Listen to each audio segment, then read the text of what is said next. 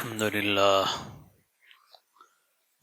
لله نحمده ونستعينه ونستغفره ونؤمن به ونتوكل عليه ونعوذ بالله من شرور أنفسنا ومن سيئات أعمالنا من يهد الله فلا مضل له ومن يضلل فلا هادي له نشهد أن لا إله إلا الله وحده لا شريك له ونشهد أن سيدنا ونبينا ومولانا محمدا عبده ورسوله صلى الله تعالى عليه وعلى آله وأصحابه وأتباعه وأزواجه وذرياته وبارك وسلم تسليما كثيرا كثيرا اما بعد۔ قابل احترام بزرگوں، عزیز دوستوں اور ساتھیوں، یہ رجب کی 27ویں شب ہے جس کے متعلق سیرت کی کتابوں سے معلوم ہوتا ہے کہ اسی رات میں رسول اللہ صلی اللہ علیہ وسلم کو اللہ تعالیٰ نے بیت المقدس کی اور 7 آسمانوں کی سیر کرائی تھی، جس کو اسراء اور معراج کہتے ہیں۔ تو اس مناسبت سے ہمارے ماحول میں اسے شب معراج اور لیلۃ المعراج کہا جاتا ہے۔ معراج کا یہ واقعہ حق ہے، مستند ہے، اور سیرت کی کتابوں میں اس کا تذکرہ موجود ہے تفصیل کے ساتھ، اور قرآن مجید میں پارے 15 کی جو پہلی آیت ہے اس میں اس واقعے کے ابتدائی حصے کا تذکرہ ہے، یعنی مسجد حرام سے مسجد اقصی تک کے سفر کا تذکرہ ہے۔ اللہ تعالیٰ نے ارشاد فرمایا: اعوذ باللہ من الشیطان الرجیم، بسم اللہ الرحمن الرحیم، سبحان الذي أسرى بعبده ليلا من المسجد الحرام إلى المسجد الأقصى الذي باركنا حوله لنريه من آياتنا إنه هو السميع البصير۔ پاک ہے اس اللہ کی ذات جو اپنے بندے کو رات کے ایک حصے میں مسجد حرام سے مسجد اقصی لے گئی، وہ مسجد اقصی جس کے ارد گرد ہم نے برکتیں نازل کی ہیں تاکہ ہم اس بندے کو اپنی نشانیاں دکھائیں۔ بلا شبہ اللہ تعالیٰ سب کچھ سننے والا، سب کچھ دیکھنے والا۔ یہ واقعہ ایک اہم واقعہ ہے، ایک خاص معجزہ ہے رسول اللہ صلی اللہ علیہ وسلم کے معجزوں میں۔ یہ واقعہ کب پیش آیا تو سیرت کی کتابوں میں مختلف اقوال ہیں۔ مکی زندگی میں پیش آیا، مگر مکی زندگی کے کون سے سال میں پیش آیا، لیکن زیادہ تر جو اقوال ہیں اور جن کو ترجیح دی گئی ہے وہ یہ ہے کہ یہ آپ صلی اللہ علیہ وسلم کی نبوت کے 10ویں برس میں یہ واقعہ پیش آیا۔ ہم لوگ جو سن شمار کرتے ہیں، چاند کی تاریخ کا، یہ ہجرت سے شمار کرتے ہیں، تو ہجرت سے جو سال شمار ہوتا ہے وہ آپ نے جب مکے سے مدینہ ہجرت کی تو اس وقت سے اس کی گنتی ہوتی ہے۔ 1445 ہجری، 46 ہجری کب سے ہوئے یہ؟ جب آپ نے مکے سے مدینے کی طرف ہجرت فرمائی تھی۔ پھر مدینے میں آپ نے 10 سال زندگی گزاری. مدینے سے پہلے آپ نے مکے میں جو وقت گزارا وہ 13 سال کا ہے، تو اس کو سن 1 نبوت، سن 2 نبوت اس طرح ذکر کرتے ہیں اس کو. تو ان 13 سالوں میں 10 سال کے بعد یہ واقعہ پیش آیا ہے. شروع کے سالوں میں آپ صلی اللہ علیہ وسلم کی دعوت خفیہ تھی.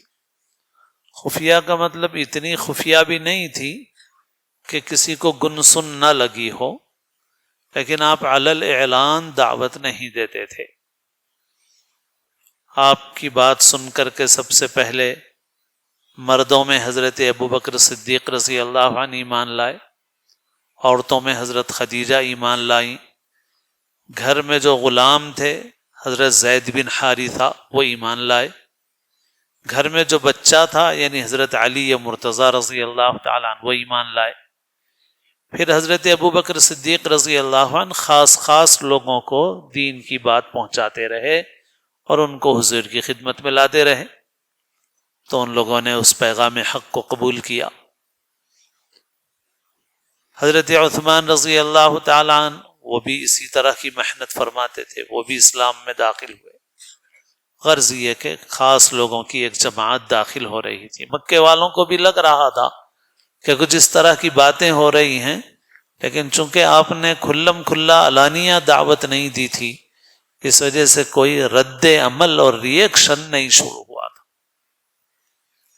پھر 3 برس گزرنے کے بعد آپ صلی اللہ علیہ وسلم نے علی الاعلان دعوت دی.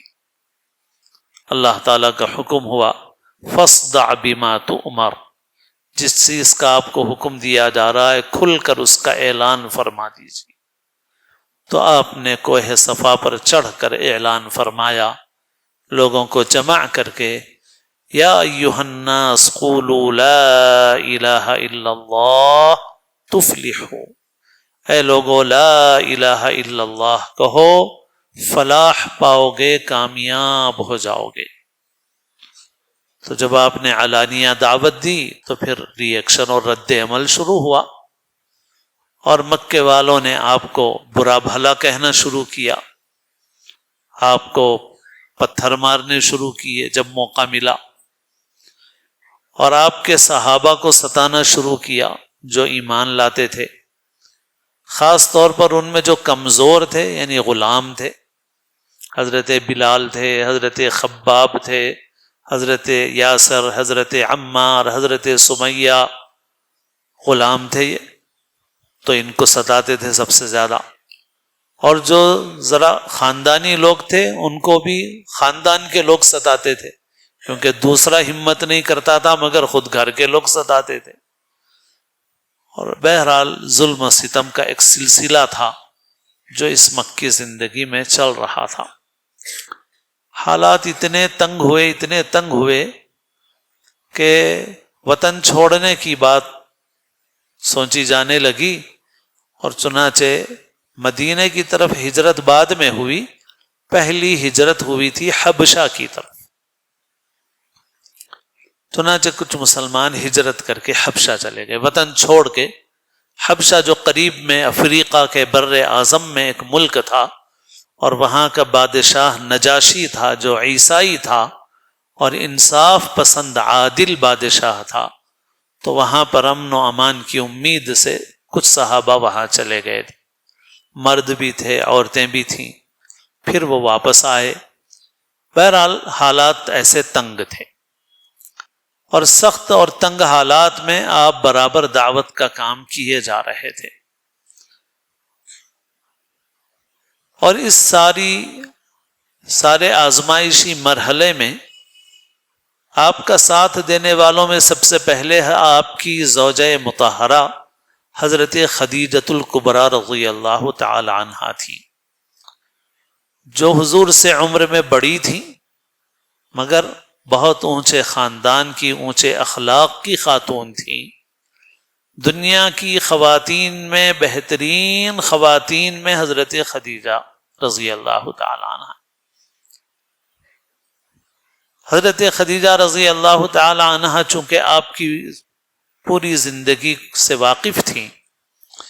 تو جب سب سے پہلے آپ پر فرشتہ آیا اور آپ نے ان حالات کو ذکر کیا تو حضرت خدیجہ رضی اللہ تعالی عنہا کے دل نے یہ کہا کہ یہ کوئی شیطان کا اثر نہیں ہو سکتا، کیونکہ آپ جیسے پاکیزہ شخص پر شیطان کا کوئی اثر نہیں ہو سکتا. آپ جادوگر نہیں ہیں، آپ کاہن نہیں ہیں. تو حضرت خدیجہ نے دل سے آپ کی رسالت کو فوری قبول کر لیا.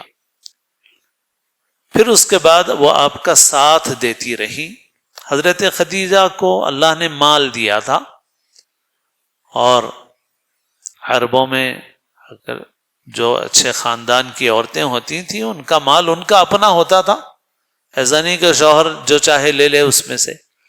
مگر حضرت خدیجہ رضی اللہ تعالی عنہا آپ سے اتنی محبت کرتی تھی کہ انہوں نے آپ کا مال بھی آپ کی خدمت میں پیش کیا اور آپ کا ساتھ دیتی رہیں. پھر حضرت خدیجہ کا انتقال ہو گیا. ابو طالب جو آپ کے چچا تھے وہ ایمان نہیں لائے تھے، مگر وہ بھی آپ کا ساتھ دیتے، آپ کی حمایت کرتے تھے. عربوں میں کوئی بادشاہت نہیں تھی، نہ کوئی حکومت تھی، قبائلی نظام تھا. قبیلوں کے سردار ہوتے تھے اور قبیلوں میں آپس میں لڑائیاں ہوتی تھیں. ہر قبیلے کا آدمی اپنے قبیلے کے آدمی کا ساتھ دیتا تھا، اور چونکہ جاہلیت کا دور تھا تو ان لوگوں کا اصول یہ تھا کہ اپنے قبیلے کے آدمی کا ساتھ دینا ہے، چاہے وہ حق پر ہو یا نہ ہو. تو اسی وجہ سے وہ کہتے تھے انصر اخاک ظالما او مظلوما، اپنے بھائی کی مدد کرو، چاہے وہ مظلوم ہو تو بھی مدد کرو، ظالم ہے تو بھی مدد کرو اس کی، یہ بولتے تھے. مگر اللہ کے رسول صلی اللہ علیہ وسلم نے اس جملے کا مطلب بدل دیا. آپ صلی اللہ علیہ وسلم نے آپ نے فرمایا کہ اس کا مطلب اب تمہارے لیے یہ ہے کہ اپنے بھائی کی ہر حال میں مدد کرو، مظلوم ہے تو ساتھ دو اور ظالم ہے تو ظلم سے روکو. مگر آپ کی تعلیم سے پہلے عربوں میں کیا تھا؟ عربوں میں یہ تھا اپنے بھائی کا ساتھ دینا ہے، اپنے قبیلے کے آدمی کا ساتھ دینا ہے. تو قبیلے کی اور قبیلے کے سردار کی حمایت ایک بہت بڑی حفاظت کا ذریعہ ہوتی تھی. تو ابو طالب اگرچہ ایمان نہیں لائے تھے مگر وہ آپ صلی اللہ علیہ وسلم کی پوری حمایت کرتے تھے، اور وہ چونکہ مکے کے بڑے سرداروں میں سے تھے تو قریش کے لوگ اس وجہ سے ڈرتے تھے کہ اگر ہم نے ان کو کچھ کیا تو ابو طالب جو ہیں وہ اپنے قبیلے کے ساتھ ہم سے انتقام لے سکتے ہیں، اس وجہ سے وہ ڈرتے تھے. تو اس طرح سے ابو طالب کی حمایت آپ کے لیے بڑی اہم تھی. مگر ابو طالب کا بھی انتقال ہو گیا. آپ صلی اللہ علیہ وسلم نے طائف کا سفر فرمایا.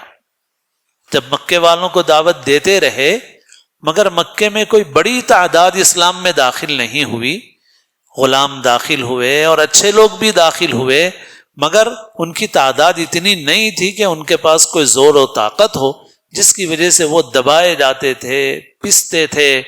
اللہ کے رسول صلی اللہ علیہ وسلم نے سوچا کہ قریب کی بستی طائف ہے اور وہاں پر بھی مالدار ہیں، رؤسا ہیں، سردار لوگ ہیں، اور وہاں طاقتور قبیلے ہیں. میں جا کر ان کو دعوت دوں تاکہ وہ اگر اس پیغام کو قبول کر لیں تو وہ ایک مضبوط جماعت ہو جائیں گے اسلام کی خدمت کے لیے. آپ نے طائف کا سفر فرمایا، اور ہم لوگ طائف کا واقعہ سیرت کی کتابوں میں پڑھتے سنتے ہیں. جب آپ صلی اللہ علیہ وسلم وہاں پہنچے، وہاں 3 بڑے سردار تھے. آپ صلی اللہ علیہ وسلم نے ان کے سامنے اسلام کی دعوت پیش کی تو انہوں نے عجیب جوابات دیے، اور بہرحال آپ صلی اللہ علیہ وسلم کا پیغام قبول نہیں کیا، بلکہ انہوں نے اوباش قسم کے نوجوانوں کو اشارہ کیا تو وہ نوجوان آپ کے پیچھے لگ گئے اور آپ صلی اللہ علیہ وسلم کو ستانے لگے، اور یہاں تک کہ آپ کے جسم پر انہوں نے پتھر پھینکے، جس کی وجہ سے آپ کے جسم سے خون بھی بہنے لگا، آپ کے نعلین تر ہو گئے. آپ صلی اللہ علیہ وسلم نے ایک باغ میں پناہ لی، اور باغ کے لوگوں نے ہمدردی کرتے ہوئے آپ کی خدمت میں انگور پیش کیے. آپ نے انگور تناول فرمائے، اور ایک خاص واقعہ بھی ہے. ایک غلام تھا عداس جو انگور لے کے آیا تھا، تو آپ صلی اللہ علیہ وسلم نے بسم اللہ پڑھ کے انگور کھایا تو اس نے پوچھا کہ یہ بسم اللہ کیا ہے؟ تو آپ صلی اللہ علیہ وسلم نے اس کو بھی مختصراً اسلام کا پیغام سنایا اور کہا کہ میں اللہ کا نبی ہوں. اور پھر اس سے پوچھا تم کہاں کے ہو؟ تو اس نے کہا کہ میں نینوا کا ہوں. تو آپ صلی اللہ علیہ وسلم نے فرمایا کہ وہ تو ہمارے بھائی یونس کی بستی ہے. حضرت یونس اللہ کے نبی تھے، تو اس کو تو حضرت یونس کا علم تھا. تو وہ کہنے لگا آپ کو کیسے پتا کہ یونس کون ہے؟ تو آپ صلی اللہ علیہ وسلم نے فرمایا کہ وہ بھی اللہ کے نبی تھے اور میں بھی اللہ کا نبی اور پیغمبر ہوں. تو اس نے آپ صلی اللہ علیہ وسلم کے ہاتھ کو بوسہ دینا شروع کر دیا. بہرحال آپ صلی اللہ علیہ وسلم نے نہایت مشقت کا سفر برداشت کیا، لیکن طائف کے لوگوں نے کوئی بات قبول نہیں کی. پھر آپ صلی اللہ علیہ وسلم وہاں سے واپس آ گئے. آج بھی ہم لوگ طائف جاتے ہیں مگر آرام دہ سواریوں سے جاتے ہیں. حضور نے یہ سفر پیدل فرمایا تھا طائف کا. پھر طائف سے واپس آئے آپ صلی اللہ علیہ وسلم، تو سیرت نگاروں نے لکھا ہے کہ ان سارے مرحلوں کے گزرنے کے بعد معراج کا واقعہ پیش آیا ہے. تو بتانا اس سے یہ مقصد ہے کہ معراج میں آپ صلی اللہ علیہ وسلم کو اللہ تعالیٰ نے یہ عروج عطا فرمایا، بلندی عطا فرمائی، آسمانوں کی سیر کرائی. یہ تو مادی اعتبار سے تھا، اور آپ کا یہ سفر جسم کے ساتھ تھا. بعض لوگ، بعض عقل پسند لوگ، عقل پرست لوگ، انہوں نے یہ کہا کہ بھئی یہ صرف روحانی سفر تھا یا خواب میں تھا. تو یہ صحیح نہیں ہے. صحیح یہ ہے کہ آپ کا یہ سفر جسم کے ساتھ تھا. اگر یہ سفر آپ کا صرف روحانی ہوتا اور خواب کا ہوتا تو مکے والوں کی طرف سے زبردست انکار اور استہزاء، مذاق اڑانا یہ پیش ہی نہیں آتا.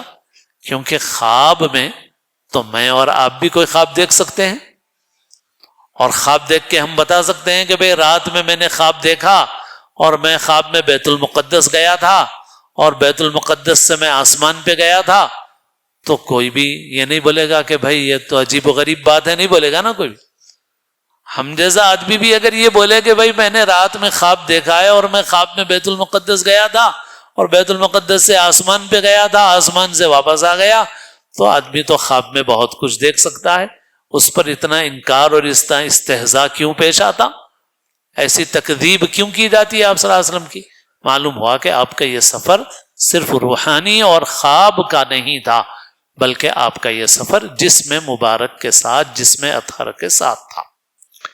تو بہرحال یہ جو جسمانی عروج تھا یہ دراصل اشارہ بھی تھا اس بات کی طرف کہ جو آزمائش کا زمانہ ہے وہ گزر چکا ہے اور اب آپ کے عروج کا زمانہ شروع ہو رہا ہے. مگر دیکھیے رسول اللہ صلی اللہ علیہ وسلم کی سیرت میں اللہ تعالیٰ نے انسانیت کے لیے، مسلمانوں کے لیے، ہم لوگوں کے لیے بڑا نمونہ رکھا ہے کہ ان آزمائشوں اور تکلیفوں اور مصیبتوں سے گزرے بغیر عروج اور ترقی حاصل نہیں ہوتی. اسی لیے کسی اہل دل شاعر نے کہا کہ جو اہل محبت ہیں وہ پہلے مٹی میں ملائے جاتے ہیں، بالائے سما ایک روز وہ پھر پستی سے اٹھائے جاتے ہیں. تو اسی طرح سے اللہ تعالیٰ کا معاملہ ہوتا ہے. اللہ تعالیٰ جب انعام دینا چاہتے ہیں تو امتحان میں بھی مبتلا کرتے ہیں، لیکن ہر ایک کو نہیں کرتے. ہر ایک سے اتنا بڑا امتحان بھی نہیں ہوتا. جیسے دنیا میں جو دنیاوی ترقی کے اعتبار سے امتحان ہوتے ہیں تو ہر ایک کے لیے الگ الگ امتحان ہے، لیکن ہر ایک سے IAS کا امتحان نہیں لیا جاتا، IPS کا امتحان نہیں لیا جاتا. ہر ایک کے لیول ہیں اپنے اپنے، اس لیول کا امتحان لیا جاتا ہے اس سے. تو ایسے ہی روحانی اعتبار سے بھی جن کے درجے بلند ہوتے ہیں ان سے بڑا امتحان لیا جاتا ہے. ہر ایک سے وہ امتحان نہیں لیا جاتا. اسی لیے حضرت پرتاپ گڑھی نے فرمایا امتحان عاشق کا ہوتا ہے منافق کا نہیں. امتحان عاشق کا ہوتا ہے منافق کا نہیں. یہ مقام قرب ہے، رتبہ یہ فاسق کا نہیں. اللہ تعالیٰ یہ رتبہ جو دیتے ہیں یہ اللہ تعالیٰ فاسق کو نہیں دیتے. یہ رتبہ بلند ملا جس کو مل گیا، ہر مدعی کے واسطے دار و رسن کہاں۔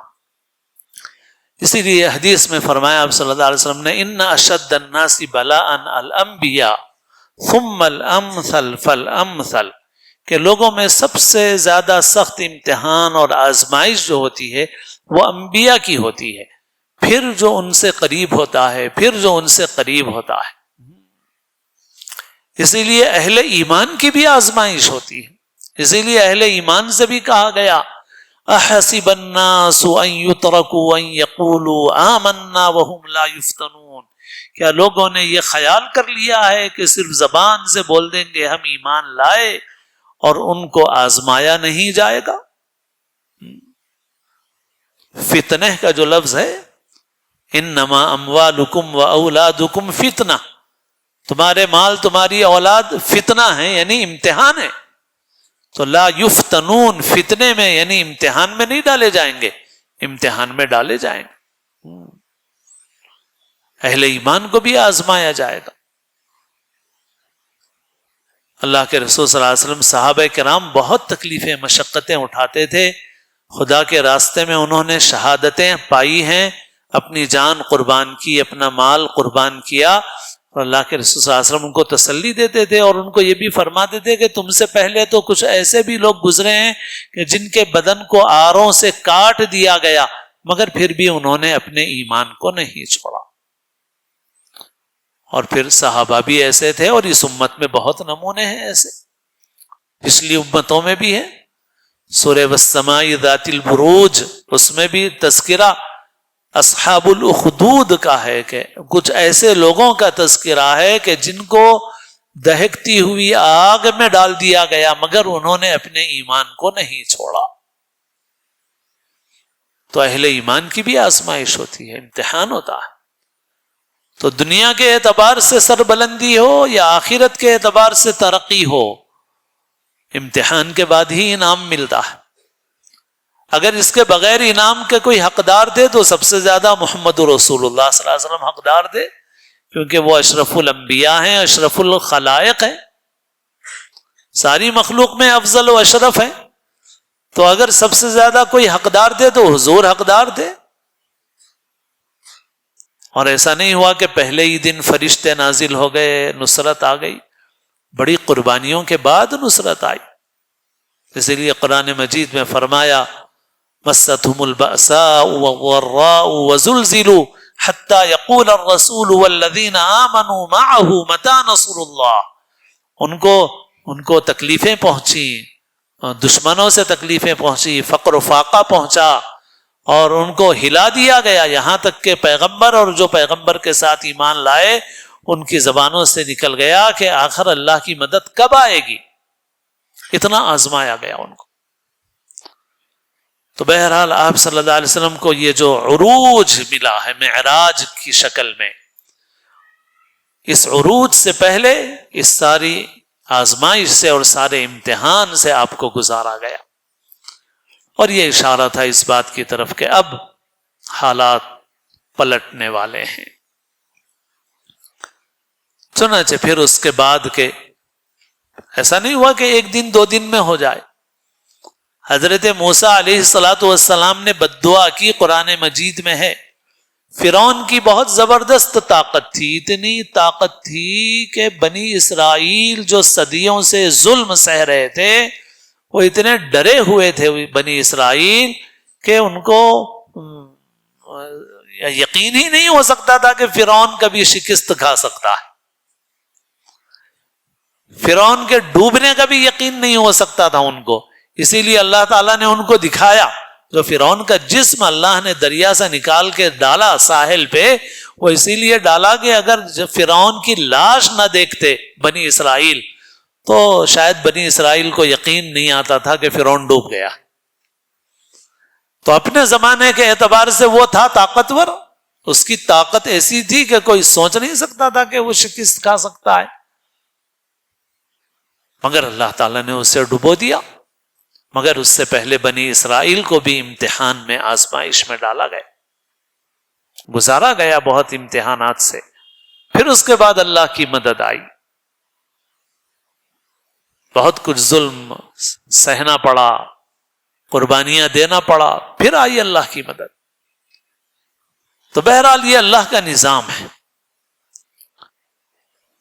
تو اب اشارہ کر دیا گیا۔ ہاں، تو میں یہ بتا رہا تھا کہ حضرت موسیٰ نے بد دعا کی، ربنا اطمس علی اموالہم واشدد علی قلوبہم، اللہ ان کو تباہ و برباد کر دیجئے، ان کے مال کو، ان کے افراد کو، اس لیے کہ یہ ماننے والے نہیں ہیں۔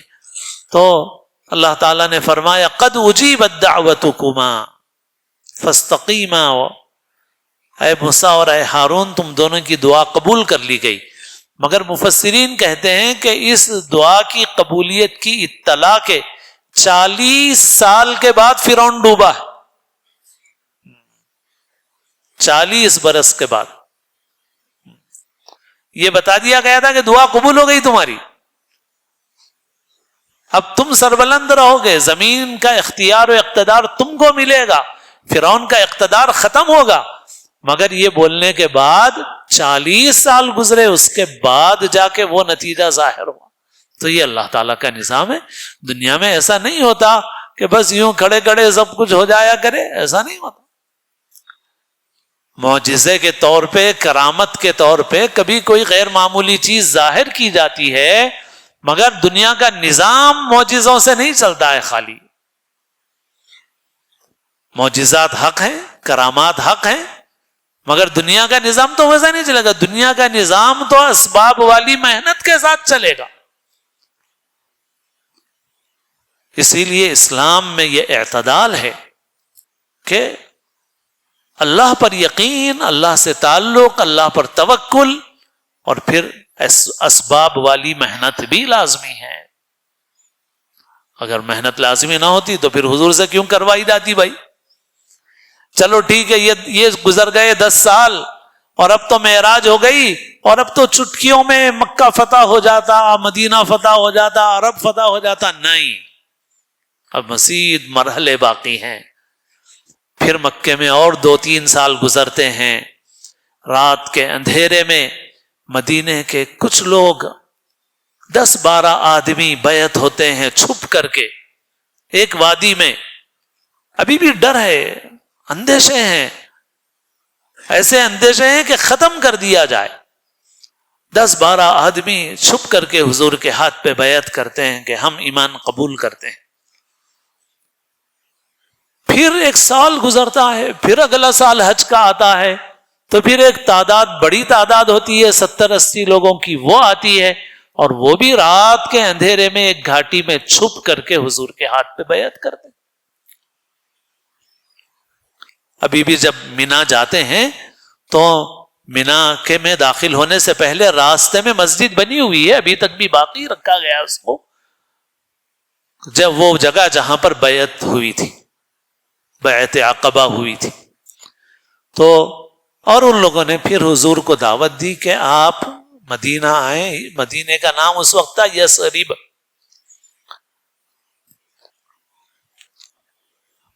آپ یثرب آئیں، ہم وہاں آپ کا ساتھ دیں گے۔ تو بہرحال یہ بڑی ہمت اور جرأت کی بات تھی۔ اور حضرت عباس جو حضور کے چچا تھے اور اب تک مسلمان نہیں ہوئے تھے مگر حضور کا ساتھ دیتے تھے، وہ اس وقت موجود تھے، اور انہوں نے مدینے والوں سے پوچھا کہ تم جو دعوت دے رہے ہو اور جو ذمہ داری لے رہے ہو، اس کا مطلب بھی سمجھتے ہو کہ اگر تم ان کو لے کے جاؤ گے تو پورے عرب سے لڑائی مول لینا پڑے گا؟ تو مدینے والوں نے کہا کہ ہاں، ہم نے سوچ سمجھ کے یہ سودا کیا ہے اور ہم قربانی دینے کے لیے تیار ہیں۔ تو پھر طے ہوا کہ اب مدینہ ہجرت کی جائے گی، اور صحابہ چپ کے ہجرت کرتے رہے۔ پھر اخیر میں آپ صلی اللہ علیہ وسلم نے ہجرت کی۔ اس طرح سے مکے سے نکل کے مسلمانوں کی اکثریت مدینہ منورہ پہنچ گئی۔ چند مسلمان ایسے تھے جو جا نہیں سکے تھے، وہ دبے ہوئے تھے، اور باقی اکثریت مدینہ منورہ پہنچ گئی۔ اور مسلمانوں کے لیے حکم یہ تھا کہ جو مسلمان بھی ہجرت کر سکے اس پر ہجرت کرنا فرض تھا۔ پھر مدینہ منورہ پہنچے۔ مدینہ منورہ پہنچنے کے بعد اب مدینے میں 10 سال ہیں۔ مدینے کے 10 سال میں بھی دیکھیے آپ کہ مدینے کے 10 سال میں پہلے بدر کی جنگ ہوتی ہے، پھر احد کی جنگ ہوتی ہے، پھر خندق کی جنگ ہوتی ہے، بدر میں 70 کافر مارے گئے، احد میں 70 صحابہ شہید ہوئے، حضور پاک صلی اللہ علیہ وسلم بھی زخمی ہوئے۔ پھر اس کے بعد خندق ہوئی، خندق میں مسلمان اتنے پریشان تھے کہ مسلمان مقابلہ میدان میں کرنے کی طاقت نہیں رکھتے تھے، تو انہوں نے خندق کھود کے اپنے کو مدینے میں محصور کر لیا تھا اور اطراف سے گڑھا کھود دیا تھا کہ کوئی لشکر حملہ نہ کرنے پائے۔ تو لمبا واقعہ ہے خندق کی جنگ کا۔ مگر یہ یہاں آنے کے بعد بھی آزمائشیں تھیں اور اسباب کی لائن کی محنت تھی۔ بدر میں اسباب کی لائن سے محنت ہو رہی ہے، احد میں اسباب کی لائن سے محنت ہو رہی ہے، خندق میں اسباب کی لائن سے محنت ہو رہی ہے، اللہ سے پورے مضبوط تعلق کے ساتھ، مگر ساری محنتیں ہو رہی ہیں، زمینی کام ہو رہا۔ اور پھر خندق کی جنگ میں بھی ایک آزمائشوں کی انتہا تھی۔ 1 مہینہ گزر گیا تھا، صحابہ کے پیٹ پر پتھر بندھے ہوئے تھے، بھوک پیاس کی کیفیت تھی، خوف کی کیفیت تھی، اور اس کو بھی قرآن مجید نے ذکر کیا۔ اور پھر وہ بھی ایک مرحلہ ہے سیرت میں کہ اللہ کے رسول صلی اللہ علیہ وسلم نے خندق کی جنگ کے بعد یہ فرمایا تھا کہ الآن نغزوہم ولا یغزوننا، کہ اب تک وہ آ رہے ہیں لشکر لے کے، لیکن اب وہ لشکر لے کے نہیں آئیں گے، اب ہم لشکر لے کے جائیں۔ یہ آپ نے بتا دی۔ تو یہ آزمائشیں ایک حد کو پہنچی، تو پھر اس کے بعد ایک اور کامیابی کا مرحلہ آیا، پھر اس کے بعد ہوا بھی ایسا ہی۔ تو بہرحال سیرت کی یہ تفصیل اور زیادہ ہو جائے گی، عرض یہ کرنا ہے بس اتنا کہ آپ صلی اللہ علیہ وسلم کو یہ عروج جو معراج نصیب ہوئی ہے، یہ بڑی آزمائشوں اور امتحانوں کے بعد یہ عروج آپ کو نصیب ہوا۔ پھر جو معراج کا واقعہ ہے، اب اس کی تفصیل بہت کچھ ہے، مگر ان باتوں میں کافی وقت لگا، مختصراً ان کا تذکرہ کرتے ہیں ہم، پھر انشاءاللہ بات پوری کریں گے۔ آپ صلی اللہ علیہ وسلم آرام فرما رہے تھے حضرت ام ہانی کے مکان میں، وہاں پر چھت شق ہو گئی، پھٹ گئی، اور حضرت جبرائیل امین آئے، حضور کو بیدار کیا، پھر آپ صلی اللہ علیہ وسلم کو کعبہ مشرفہ میں لے کر آئے، پھر وہاں سے آپ صلی اللہ علیہ وسلم کو ایک سواری پر بٹھایا گیا جس کا نام براق ذکر کیا جاتا ہے، جو بہت تیز رفتار سواری تھی، اور بعض روایات میں ہے کہ آپ کو بٹھایا اور حضرت جبرائیل آپ کے ردیف ہوئے، یعنی آپ کے پیچھے بیٹھے، پھر اس کے بعد اس سواری سے سفر شروع ہوا، اور اس سواری سے آپ صلی اللہ علیہ وسلم بیت المقدس پہنچے، اور درمیان میں بھی کئی ایک واقعات پیش آئے، آپ کو دکھائے گئے، اور یہ جو چیزیں دکھائی گئیں ان کو عالم مثال کہتے ہیں، اس میں بہت ساری چیزیں دکھائی گئیں آپ صلی اللہ علیہ وسلم کو، جن کا سیرت کی کتابوں میں تذکرہ ہے، جن میں بہت سے لوگوں کو عذاب کی شکلیں بھی دکھائی گئیں۔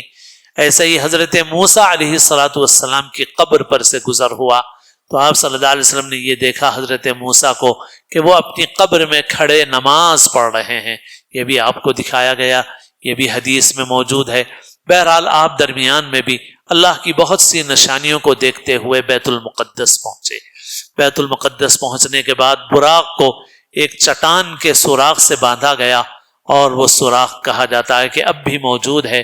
اور پھر اس کے بعد یہاں پر بھی علماء نے یہ لکھا ہے کہ براق تو وہاں کی عالم بالا کی سواری تھی، مگر اس براق کو باندھا گیا، معلوم ہوا کہ اللہ پر توکل کے ساتھ اسباب کا بھی اختیار کرنا اہم ہے، ورنہ تو وہ تو وہاں کی سواری تھی، اس کو باندھنے کی کیا ضرورت تھی بھائی، مگر اس کو بھی باندھا گیا، جیسے حدیث میں آپ صلی اللہ علیہ وسلم نے فرمایا اعقل وتوکل، یعنی کوئی آدمی اپنی سواری کو نہ باندھے اور کہے کہ میں نے اللہ پہ توکل کر کے چھوڑ دیا ہے، تو شریعت نے اس کی تعلیم نہیں دی، شریعت نے اس کی تعلیم نہیں دی۔ ایک آدمی کہے بھائی میں سواری چھوڑ کے آیا تھا، اللہ کے بھروسے چھوڑ کے آیا تھا، تو اللہ کے رسول صلی اللہ علیہ وسلم فرما رہے ہیں پہلے باندھو اور پھر توکل اللہ پہ کرو، اسباب کے درجے میں جو کرنا ہے وہ کرو، باقی نتیجہ اللہ کے ہاتھ میں ہی ہے، وہ باندھنے کے باوجود بھی جانا ہے تو جا سکتی ہے، مگر تمہارا کام ہے باندھنا۔ تو بہرحال وہاں براق کو باندھا گیا، پھر آپ صلی اللہ علیہ وسلم بیت المقدس میں گئے اور وہاں پر ایک جماعت تھی کھڑی ہوئی اور نماز تیار تھی اور انتظار تھا کہ کون نماز پڑھائے گا. حضرت جبرائیل نے حضور کو پکڑ کے آگے بڑھایا کہ آپ امامت فرمائیں گے. تو آپ صلی اللہ علیہ وسلم نے نماز کی امامت فرمائی. اس کے بعد حضرت جبرائیل نے پوچھا کہ آپ جانتے ہیں کہ آپ کے پیچھے کن لوگوں نے نماز پڑھی؟ تو حضور نے فرمایا کہ میں نہیں جانتا. حضرت جبرائیل علیہ الصلوۃ والسلام نے بتایا کہ آپ کے پیچھے آپ سے پہلے جتنے انبیاء مبعوث ہوئے سب نے آپ کے پیچھے نماز ادا کی ہے. تو اس طرح آپ امام الانبیاء ہو گئے اور اسی سے یہ معلوم ہوتا ہے کہ آپ انبیاء میں افضل ہیں.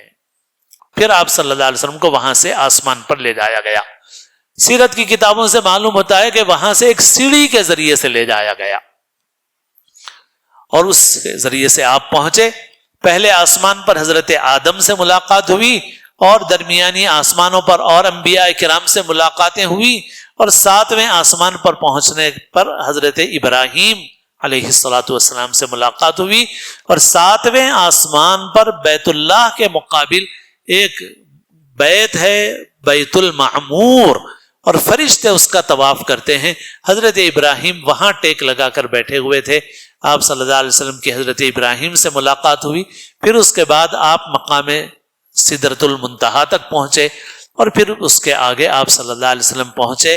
اللہ تعالیٰ سے ہم کلام ہوئے. حضرت موسیٰ کو اللہ سے ہم کلام ہونے کا شرف کوہ طور پر ملا اور آپ صلی اللہ علیہ وسلم کو اللہ تعالیٰ سے ہم کلام ہونے کا شرف 7 آسمانوں کے اوپر ملا. پھر آپ صلی اللہ علیہ وسلم کو اللہ تعالیٰ کا دیدار نصیب ہوا. اور سلف میں البتہ دوسرا موقف رکھنے والے بھی لوگ ہیں لیکن جو اہل سنت کا جو عقیدہ ہے وہ یہ ہے کہ اللہ تعالیٰ کا دیدار آپ کو نصیب ہوا. اس دیدار کی کیا کیفیت تھی وہ ہم کو نہیں معلوم ہے. بہرحال اسی موقع پر پھر 5 نمازوں کا حکم بھی اللہ تعالیٰ نے دیا اور گویا یہ 5 نمازوں کا تحفہ تھا جو آپ صلی اللہ علیہ وسلم کو 7 آسمانوں کے اوپر بلا کر دیا گیا. اب اس میں جو چیزیں ہیں اس سے پہلے کی مجلسوں میں یہ بات کئی مرتبہ آ بھی چکی ہے, درمیان میں بھی کبھی آتی ہے کہ آپ کا رات کے تھوڑے سے حصے میں بیت المقدس جانا پھر 7 آسمانوں تک جانا یہ پہلے زمانے میں تو بہت ہی ناقابل یقین تھا لیکن آج تو اللہ تعالیٰ نے ہمارے لیے آسان کر دیا ہے کیونکہ آج جو چیزیں ایجاد ہوئی ہیں آج سے 100 سال پہلے وہ چیزیں نہیں تھیں. آج سے 100 سال پہلے اگر کسی آدمی کے متعلق یہ کہا جاتا کہ وہ 24 گھنٹے کے اندر عمرہ کر کے آیا ہے تو کوئی یقین کرنے کا کوئی سوال نہیں تھا. لیکن اگر آج کوئی کہے تو کوئی انکار ہی نہیں کر سکتا اس کا. 5 گھنٹے میں پہنچ سکتا ہے, 6 گھنٹے میں پہنچ سکتا ہے اور 6 گھنٹے میں آدمی واپس آ سکتا ہے. اور اسی طرح سے جو اب بلڈنگیں بن رہی ہیں اور دنیا میں اونچی اونچی بلڈنگیں جو علامات قیامت میں سے ہے, ایک اہم حدیث ہے جس کے اندر علامات قیامت کا ذکر ہے اور اس میں یہ ہے کہ تم دیکھو گے کہ معمولی درجے کے لوگ اونچی اونچی عمارتیں بنائیں گے. تو آج دیکھو تو چرواہے اونچی اونچی عمارتیں بنا رہے ہیں, 100 منزلہ عمارتیں بن رہی ہیں اور اس میں جو لفٹ لگی ہوئی ہے وہ لفٹ ایسی ہے کہ وہ سیکنڈوں میں اوپر پہنچا دے رہی ہے. پتہ بھی نہیں چل رہا ہے کسی کو کہ بھئی اتنی اوپر گئے. ایسی لفٹ ہے کہ لفٹ میں بیٹھنے کے بعد پتہ بھی نہیں چل رہا ہے اور چند سیکنڈ میں آدمی پہنچ رہا ہے. تو جب انسان بڑی کوشش اور محنت کے بعد ایسی چیز بنا سکتا ہے تو جس اللہ نے انسان کو اور انسان کی عقل کو بنایا ہے اس کی قدرت کے عجائبات کا تو ہم اندازہ ہی نہیں کر سکتے. تو یہ تو اللہ نے آسان کر دیا ہمارے لیے.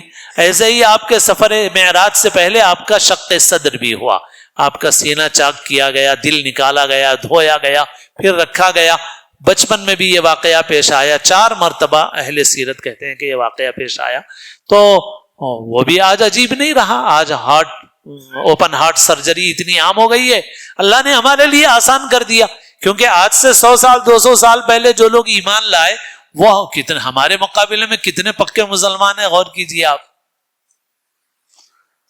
ہم کو تو سمجھنا آسان ہے بھائی, وہ تو دیکھا ہی نہیں تھا انہوں نے ایسی کسی چیز کو, مگر اس کے باوجود بھی ان کا ایمان ہمارے ایمان سے زیادہ پکا اور پختہ تھا. اور آج تو ہمارا حال یہ ہے کہ آج سوشل میڈیا کے ذریعے سے شکوک شبہات اتنے پھیلائے جا رہے ہیں کہ مسلمان کو خود اپنے ایمان میں شک شبہ ہونے لگ رہا. اللہ ہم سب کی حفاظت فرمائے. ربنا لا تزغ قلوبنا بعد اذ هديتنا وهب لنا من لدنك رحمة انك انت الوهاب. تو بہرحال میرے دوستو، یہ تو ایسی چیزیں ہیں کہ صحیح دیکھا جائے تو جو عقل کی بنیاد پہ جو اعتراضات کرتے تھے، آج کی سائنسی ترقی نے ان سارے اعتراضات کو اڑا دیا ہے. اب تو سب آسان ہے سمجھنا. اب کیا تعجب ہے بھائی؟ اب تو ہمارا ایمان تو بہت معمولی امتحان کا ہے. بڑا امتحان تو ان لوگوں کا تھا. ہم تو سب دیکھ رہے ہیں صاحب، ہوا میں اڑتا ہوا دیکھ رہے ہیں لوگوں کو، منٹوں میں میلوں کا سفر کرتا ہوا دیکھ رہے ہیں لوگوں کو. کوئی عجیب بات نہیں. بہرحال پھر وہاں سے آپ صلی اللہ علیہ وسلم واپس تشریف لائے اور مکے آ کر آپ نے خبر دی کہ میرے ساتھ یہ واقعہ پیش آیا. تو جیسے بتایا گیا کہ جسمانی طور پر یہ واقعے کا دعویٰ کیا تھا، تبھی تو اتنا ہنگامہ ہوا کہ بھئی یہ کیسے ہو سکتا ہے. اور حضرت ابوبکر صدیق رضی اللہ عنہ نے بلا تردد اس کی تصدیق کی، اور انہوں نے کہا کہ جب میں یہ مانتا ہوں کہ روزانہ فرشتہ ان کے پاس آیا کرتا ہے، تو مجھے یہ ماننے میں کیا تردد ہے کہ وہ جا کر آئے، اس میں کیا تعجب کی بات ہے. تو اس طرح حضرت ابوبکر نے تصدیق کی، اور پھر کچھ اور واقعات بھی پیش آئے. بہرحال اسی سفر میں اللہ تعالیٰ نے نمازیں دی. اب ہمارے لیے اہم بات یہ ہے کہ یہ جو نماز کا حکم ہے، 5 نمازوں کی فرضیت، یہ ایسی عظیم چیز ہے کہ اللہ تعالیٰ نے اس مبارک رات میں 7 آسمانوں کے اوپر بلا کر حضور کو اور حضور کے ذریعے اس امت کو عنایت فرمائی ہے. اس وجہ سے مسلمان کو نماز کی پابندی کا سب سے زیادہ اہتمام کرنا چاہیے. نماز کی پابندی، تعلق مع اللہ، اللہ سے تعلق. تعلق مع اللہ کا کیا مطلب؟ اللہ سے تعلق، اللہ تعالیٰ سے کنیکشن، اللہ تعالیٰ سے رابطہ. ایمان والے کا، ایمان والوں کا، ساری امت کا کم سے کم درجے میں ہونا لازمی ہے، اور وہ کم سے کم درجہ فرض کی ادائیگی. فرض کی. نوافل مزید ہیں، وہ نوافل کرو گے مزید ترقی، لیکن ایک کم سے کم درجہ ہے، منیمم جو کمپلسری لازمی، اس کے بغیر مومن نہیں ہوتا، مسلمان نہیں ہوتا. اسی لیے اللہ کے رسول صلی اللہ علیہ وسلم کے ارشادات بہت ہی سخت ہیں کہ جو نماز چھوڑ دے عمدن، اس نے گویا کفر کیا. من ترک الصلاۃ متعمدا فقد کفر. اور بھی بہت ارشادات ہیں. اس وجہ سے نماز کی پابندی بہت اہم چیز ہے. اور اس وقت ہم لوگ بھی جن حالات کا سامنا کر رہے ہیں، ان میں بہت ساری محنتوں کی ضرورت ہے، لیکن ساری محنتوں سے پہلے یہی محنت ضروری ہے کہ ہمارا تعلق اللہ تعالیٰ کے ساتھ صحیح ہو، اور وہ ہے نمازوں کی، فرائض کی پابندی. اس کے بغیر اللہ سے تعلق ہمارا صحیح اور درست نہیں ہو سکتا. بس اس وقت یہ باتیں کافی ہو گئی ہیں. اور ایک بات یہ ہے کہ بھائی اب یہ جو واقعہ پیش آیا، واقعہ یقیناً برحق ہے اور اس پر ہم سب کا ایمان ہے.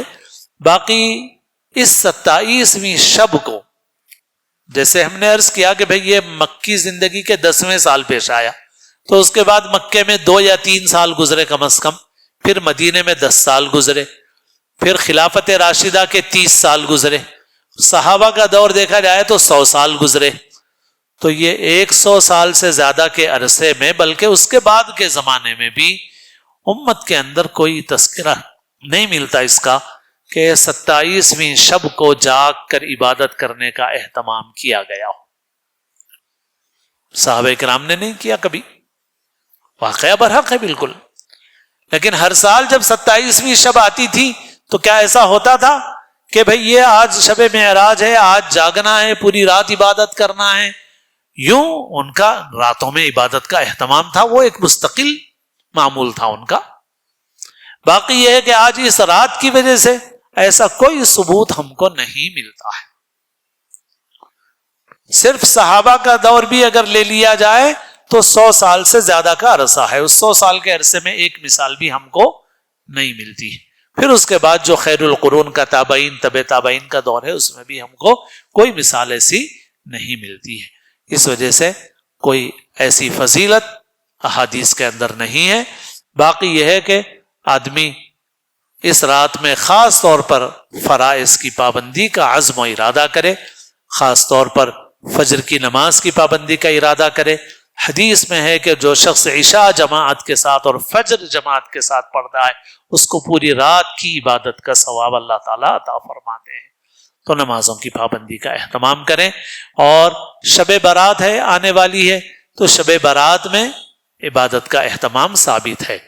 البتہ اجتماعی اہتمام اس زمانے میں نہیں تھا، انفرادی اہتمام سلف میں ہوا کرتا تھا، اس لیے اس رات میں عبادت کا اہتمام زیادہ کرنا چاہیے۔ اور باقی وہ رات ہو یا رمضان کی راتیں ہوں، آخری عشرے کی راتیں ہوں، ہم نے جاگنے کی راتیں قرار دے دیا ہے بہت سے موقعوں کو، تو یہ صرف جاگنے کی راتیں نہیں ہیں۔ جن راتوں میں عبادت کا اہتمام ثابت ہے وہ دراصل عبادت کی راتیں ہیں۔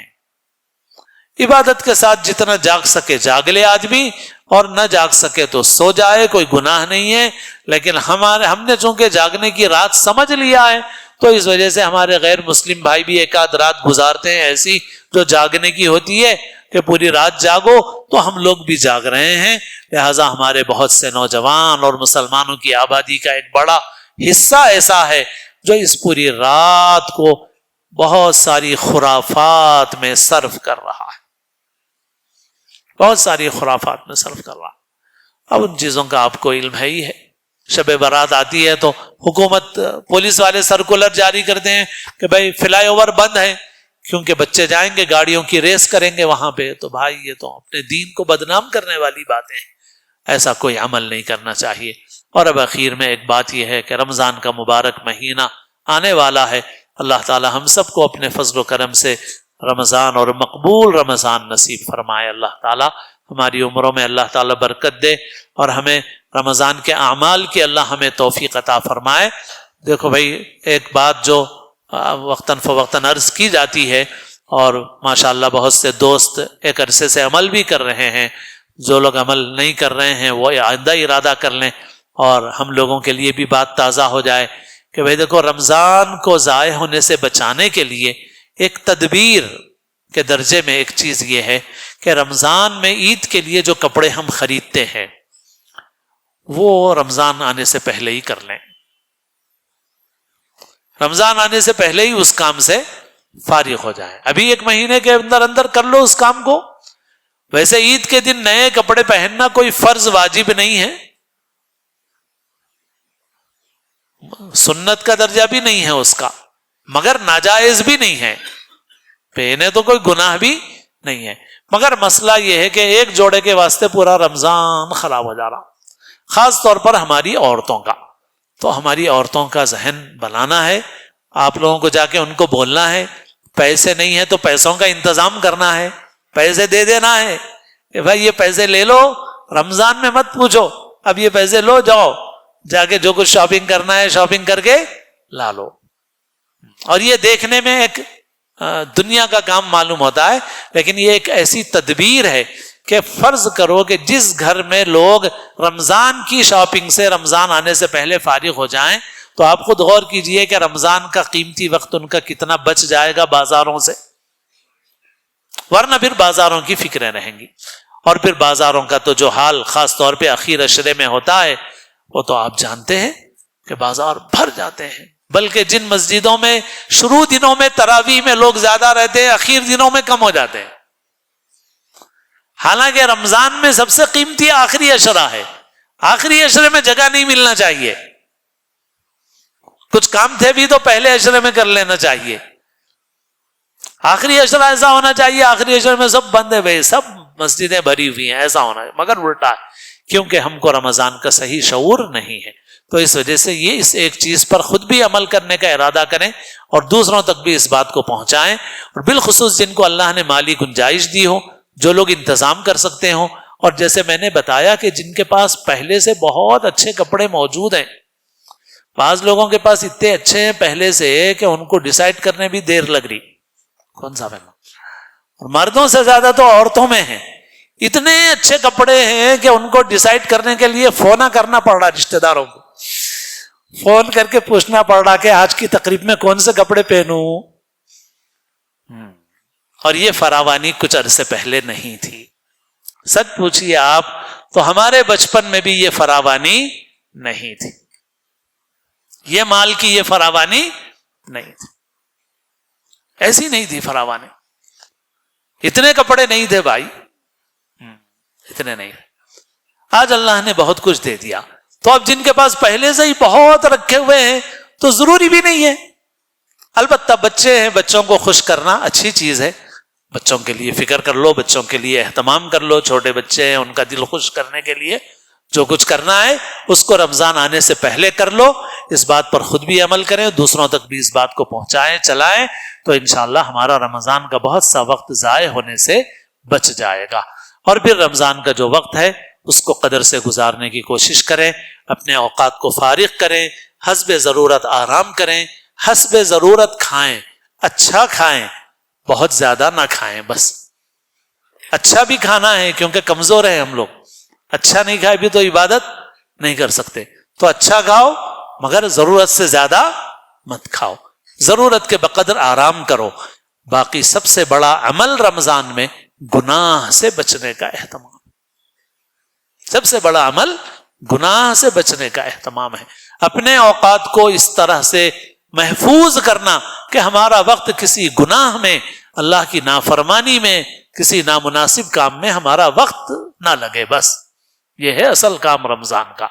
اللہ تعالیٰ اپنے فضل و کرم سے مجھے بھی توفیق نصیب فرمائے، آپ کو بھی دعا فرما لی. الحمدللہ رب العالمین الرحمن الرحیم مالک یوم الدین والصلاة والسلام علی سید الانبیاء والمرسلین. ربنا ظلمنا انفسنا وإن لم تغفر لنا وترحمنا لنكونن من الخاسرین. ربنا آتنا في الدنيا حسنة وفي الآخرة حسنة وقنا عذاب النار. اے اللہ اپنے فضل سے، اپنے کرم سے ہماری اور ہر مومن کی مغفرت فرما دیجئے. اے اللہ ہمارے اگلے پچھلے چھوٹے بڑے گناہوں کو معاف فرما دیجئے. اے اللہ ہماری اور ہر مومن کی تمام جائز حاجتوں کو، مقاصد کو، مرادوں کو پورا فرمائیے. اے اللہ سنت کی محبت، سنت کا عشق ہمارے اور ہر مومن کے دل میں پیدا فرمائیے. اے اللہ تمام دنیا کے مسلمانوں کے ایمان کی، جان و مال کی، عزت و آبرو کی حفاظت فرمائیے. اے اللہ ہمارے بیماروں کو شفاء کاملہ عطا فرمائیے، پریشان حالوں کی پریشانیوں کو دور فرمائیے، مقروضوں کو قرض کے بوجھ سے سبکدوش فرمائیے، بے روزگاروں کو حلال روزگار نصیب فرمائیے، بے نکاحوں کو مناسب رشتے نصیب فرمائیے، اور سادگی کے ساتھ شریعت کے احکام کے مطابق نکاح کرنے کی توفیق نصیب فرمائیے. اے اللہ ہمارے شہر میں، ملک میں، پورے عالم میں امن و امان نصیب فرمائیے. جو لوگ شر اور فساد پھیلانا چاہتے ہیں ان کی تدبیروں کو ناکام فرما دیجیے. اللہم لا تسلط علینا بذنوبنا من لا يخافك ولا يرحمنا. ربنا لا تجعلنا فتنة للقوم الظالمین ونجنا برحمتك من القوم الكافرین. اے اللہ جو مانگا وہ بھی عطا فرما دیجیے، جو مانگنے سے رہ گیا وہ بھی عطا فرما دیجیے. ہر خیر عطا فرمائیے، ہر شر سے ہماری حفاظت فرمائیے. ہم سب کو اپنے اپنے وقت پر محض اپنے فضل و کرم سے کامل ایمان پر خاتمہ نصیب فرمائیے. ربنا تقبل منا انك انت السميع العليم وتب علينا انك انت التواب الرحيم. ربنا توفنا مسلمين والحقنا بالصالحين غير خزايا ولا ندامى ولا مفتونين. وصلى الله تعالى وسلم على خير خلقه محمد وآله وصحبه اجمعين برحمتك يا ارحم الراحمين والحمد لله رب العالمين.